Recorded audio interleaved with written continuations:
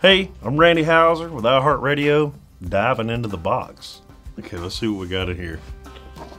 Oh, look at here. This is interesting. I'm not sure what year this was, but it's been quite a while ago. You might recognize this guy. Luke Bryan. Where was this?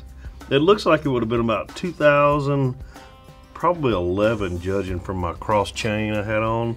It looks like we're both drinking. Went on tour and did the Kick the Dust Up tour with Luke in 2016.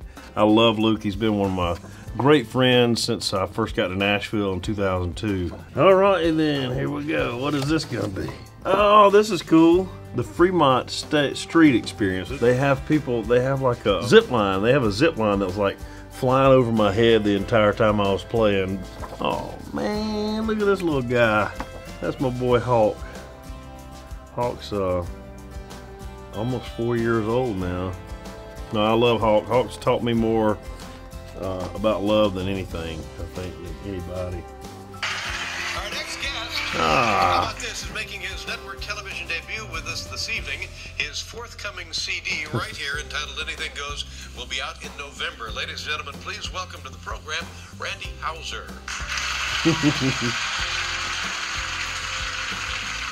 Wow.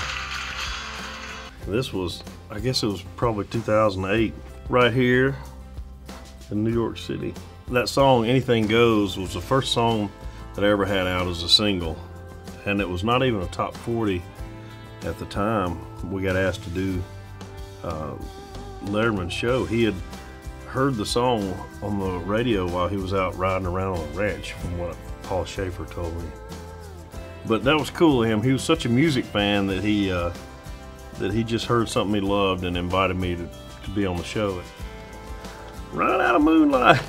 This song, written out. This is a crazy story. My brother-in-law, who was writing a ton of hits at the time, he said, "Man, I wrote one the other day that was incredible." He said, "I'm gonna send it to you," and he sent me Running Out of Moonlight, and I was like, "Yep, cutting that." Ah, this is an incredible moment.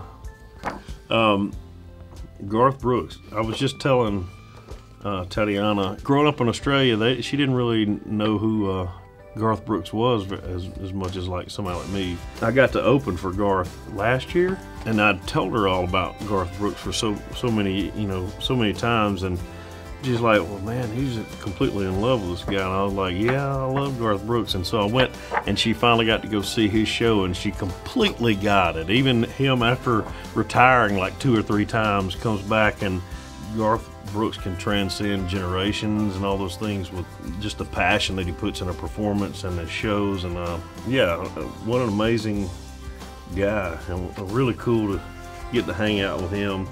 Look at there. Magnolia. Magnolia is the name of my new album.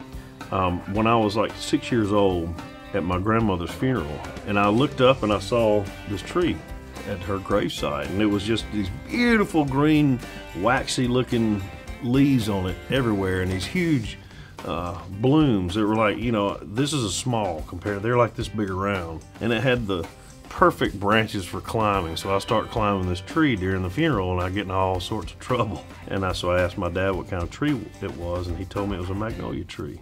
And then growing up, and then realizing later on that I lived and grew up and was born in the Magnolia State. So somehow the Magnolias tied many different moments in my life together. And it's like one of those things, almost like in numerology, where numbers make sense to people, and you see these numbers several times. Well, magnolias have been that in my life. There you go. That's what all I got in the box.